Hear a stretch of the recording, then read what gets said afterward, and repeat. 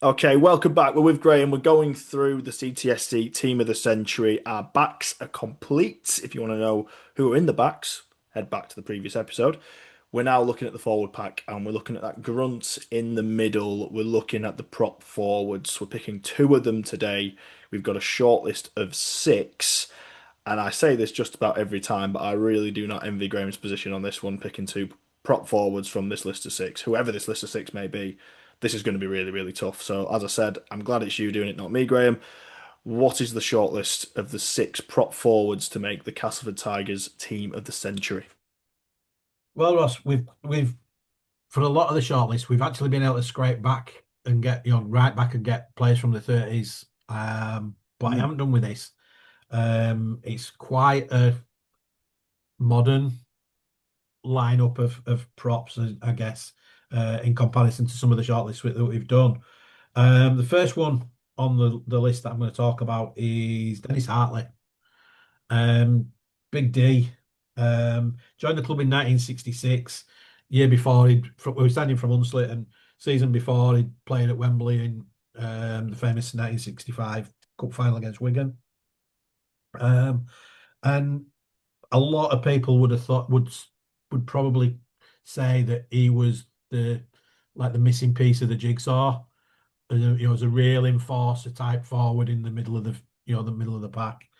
Mm. We'd got all the flair outside, but we needed some real steel up front, and Dennis come and provided that. Um, while he was at Cass, he made 268 appearances, scored in 15 tries, which ain't a bad return for a prop. No, One goal and one drop goal, love that. Love that. 49 points in total. So again, another one who was in that 1970 Ashes squad, Ashes winning squad, and again played a crucial part in us winning two Challenge Cups in 1969 and 1970. And with all due respect to Dennis Hartley and his family and everyone who knew, just looks like the most 60s prop forward you've ever seen in your life. It just looks you don't you look at a picture and you know which one's Dennis Hartley pretty much straight away. It's a Yeah, compliment. It's a compliment to the fella. Yeah, unbelievable player, obviously in his day, unbelievable accolades, and yeah, very deserved of this shortlist. yeah, it was. And when they talk about a gentle giant, Yeah, such a lovely fella off the field. You know, I met, in later life met him on, at the Players Association dinners and things like that. And he even came to one of the Sports Club Heritage events with his two lads, Ian and Richard. And we're just such a lovely bloke, such a lovely bloke. love it. Um, he went on to coach the Colts and all the play. If you ever speak to any of the players that came through the system at the time when Dennis was coaching, just ask them about him, and they will they will tell you he's just one of the best people they've ever met. That's awesome to hear. That is awesome. Next one on the list, his fellow prop forward in the 1969 Cup final, Johnny Ward. Um, Johnny joined the club in 1960 from Featherstone, but he'd never actually played for Featherstone. And he sort of flitted between hooker and prop through his career. For example, he won two Floodlit Trophy winners medals as a hooker, but in 1969 played prop forward um, at Wembley and as we won the Challenge Cup. Proper ball playing prop forward. Set up one at try, I think, for Keith Epworth in '69, with a bit of a round the back pass, right, and yeah. Um, but Wardy takes the second spot on the shortlist, and Wardy also takes the third spot on the shortlist with Kevin Ward, um, making up this spot. Um, 1978, we signed Kevin, and he stayed with us till 1989. 313 appearances and 74 tries in that period of time. Getting a good record. Yeah, but he came into us as a late, but he started as a second row all loose forward, and Mm. there were a little move that they had with the really strong runner, as you can imagine. But there were a little move that we had close to post where or close to line where if Barry Johnson or Malcolm Reilly are jumping at acting halfback, dart one side, and then an inside ball, and Wardy just crashed through. Did it worked so many times. Um, but you know, it would have as a prop forward that he really made his name, and there was a time when he was best prop in the world. Yeah. Even the Aussies said he was best prop in the world, so it must have been right. Absolutely, yeah. Yeah. Absolutely. If they're saying it, and they don't say that about a Pom No, too often, do they? no. As we talked about when we mentioned Gary Stevens in an early, the Scrum Halves episode, he went to Manly, won a grand final. Um, and again, I think Manly at the time offered Cass big money. Cass turned it down. But he'd won a Challenge Cup final for us, won 2 Yorkshire Cups, and as I said, proved himself to be the best prop in the world.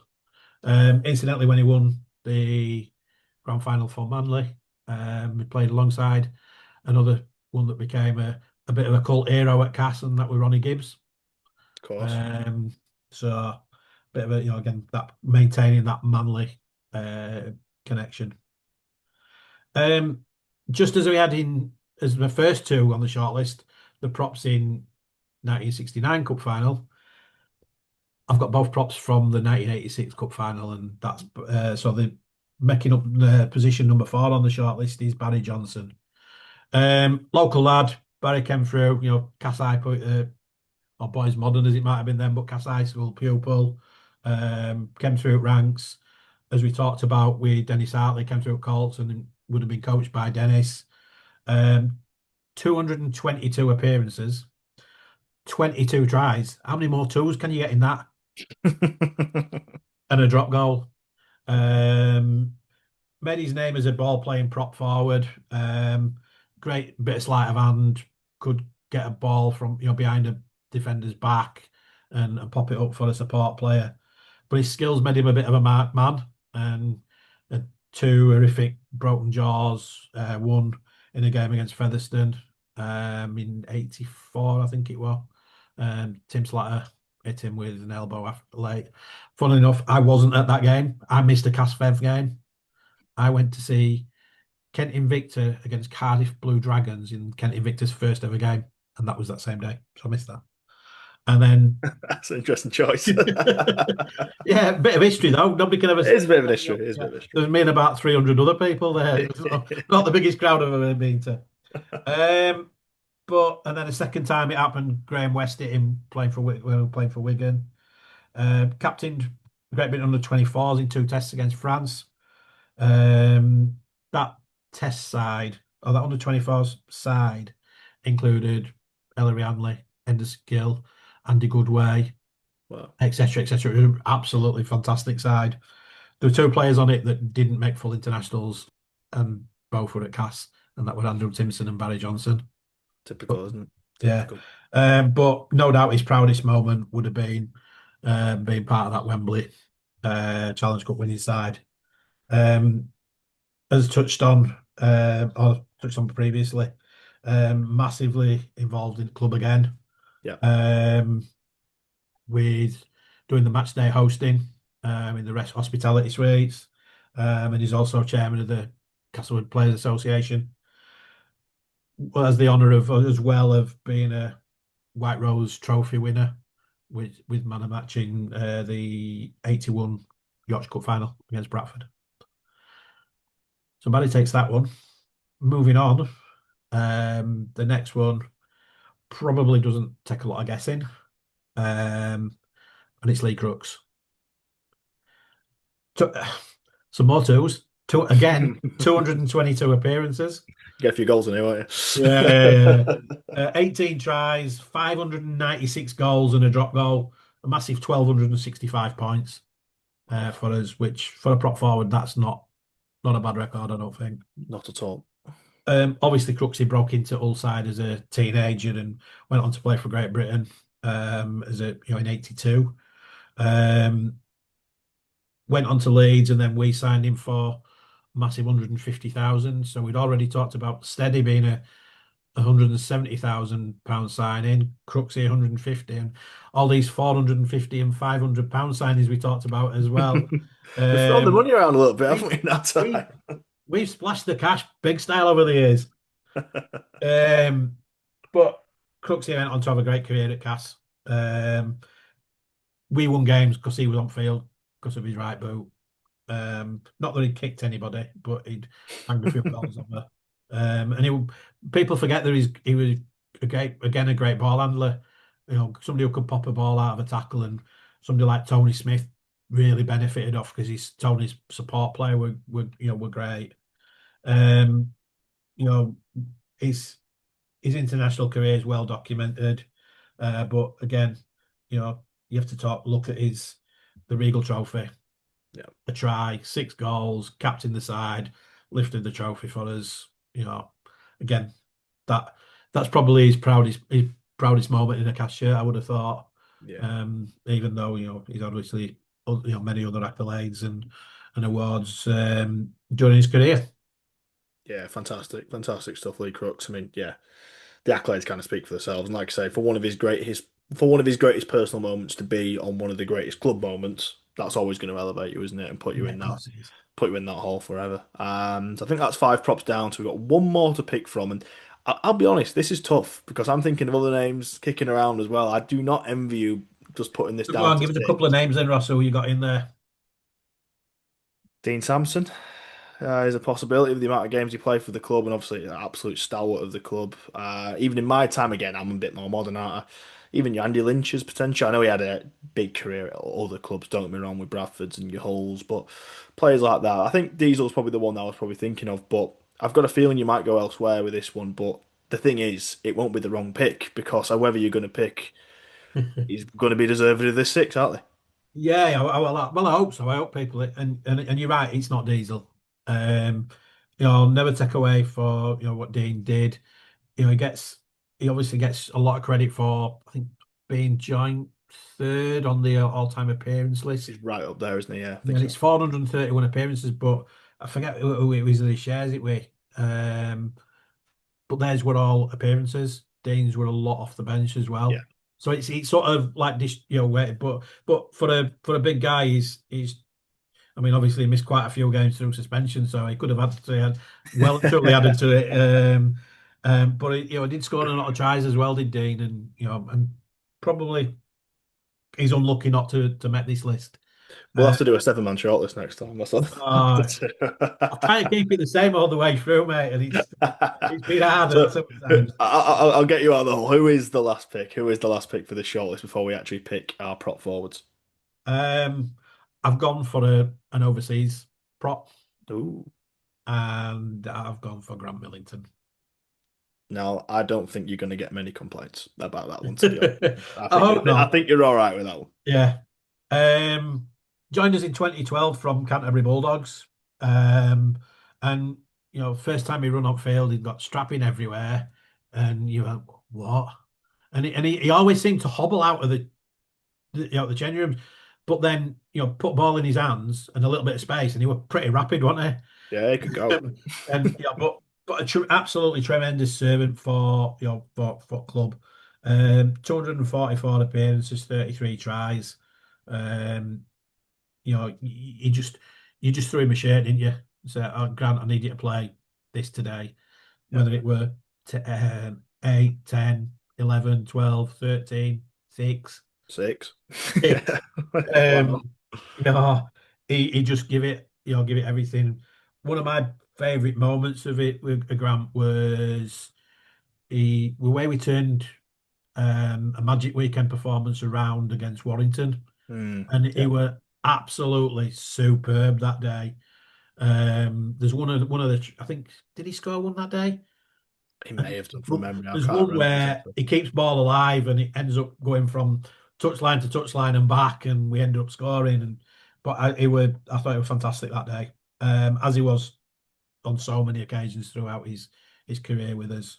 Um, None more so than 2017 when you know we've talked privately and on episodes of the podcast before about in 2017 we had the best fullback, with the best scrum half, with the best centre, with the best winger, with the best prop as well in Milo, and you know he was just superb that season, absolutely Yeah, superb, and I think I hope that people really appreciate that that we've got him in that on that shortlist in some really really exalted company. 100%. I mean, we've talked about overseas signings specifically before, haven't we? We've pretty much had him right up there in terms of one of the greatest overseas players we've ever had in the club. Yeah, phenomenal servant. 9 years, I think it was in the end. Um, yeah, I think 2 points. And I always remember because it was around the time before, while he was still kind of not coming through with us, he was still very much a part of our plans. But I remember Adam Cuthbertson was being called very much the best prop in the league at the time. He was very much in the same kind of build as well at Leeds, and he was Yeah, yeah. fantastic. He was a really really good player, Adam Cuthbertson. And then Milo became that and more.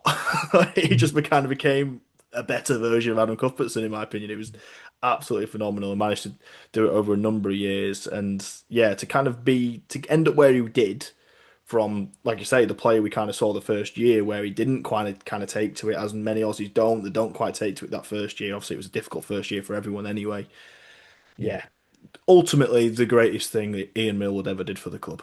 Maybe the only great thing Ian Millwood ever did for the club, You bringing Grant know Little, what though? if that was the case.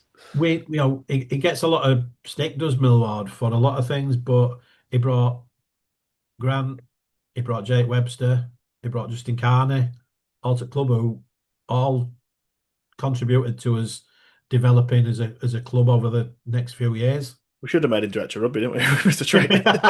We just gave him the wrong job, maybe. It might have just been the wrong job at the Yeah, time. yeah, yeah. Well, when we, never know. We might have never had to have Chesney. We could have been the all-conquering Castlewood Tigers. Maybe so, maybe so. Right, We can that dream. is an absolutely stacked list of props. You have to pick two of them now. All the best, Graham. Who are your two prop forwards in the CTSC team of the century? Do you know what? Whilst there's some great forwards there, and there's some great forwards that we haven't talked about, I actually found this as one of the easiest picks of the lot. Interesting. Straight away, it was like my props are going to be Dennis Hartley and Kevin Ward. Um, we'll talk about nines in another episode, but I think what I put together as my front row. Yeah, the nine won't have much trouble, would it? To be No, fair, he's thinking certainly going to about be looked after, isn't he? it. Yeah, it's a good way Yeah, of looking at it, actually. yeah. But yeah, as we talked before, Dennis, he he just added the steel to it, and you know you knew your scrum half were going to be protected, your standoff were going to be protected, because if anybody hit one of them, Dennis were on we're tapping them on shoulder, and and it there's just a proper enforcer, and and he could mix it, and if it came to a face off, he were never backing down. Wardy, on the other hand, was somebody who did it tough, was really physical, really strong, but never seemed to lose his rag. Hmm. And you never saw him let fly at anybody. Um, I've obviously one or two little stories about different players over years, and one I heard about Wardy was that we played Wigan in a Challenge Cup game, and it had been postponed, and we ended up playing it on a Wednesday or a Thursday night, about 83, 84. And there'd been an incident in a league game a few weeks earlier where Brian Case, the Wigan prop forward, had hit Wardy a bit of a cheap shot in a tackle, and Wardy didn't forget it. And he said, the guy that told me was Andrew Timson, and Timo were like, he said he wasn't out, it wasn't normal behaviour in the, and we thought, there's something not right with Wardy, what's going off? And right early on, Brian Case comes aboard, Wardy absolutely mullers him.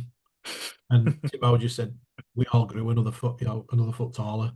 It was just one of them moments where it was like, yeah, we're going to beat these today. And they went on the beat Wigan at Central Park, which were no mean feat. And, that were because Wardy had remembered what had happened 2 or 3 weeks earlier. He got his event, his revenge on, when it suited Kevin. That just about says it all, I think. Fantastic stuff. So there are our prop forwards in the team of the century, and what a set of prop forwards they are, to be fair. Dennis Hartley, Kevin Ward, like I say, such an illustrious shortlist for those two to get the nod. And as you say, they're so good. Maybe quite an easy pick, even. That just shows the levels they were at, and obviously the focal points of two cup winning sides as well. It's hard to argue. It is hard to argue. So there we go. Our middles are set in the team of the century. Stick around next time. Make sure you're watching the next episode of the Coivcast, and you'll be able to find out who is at hooker.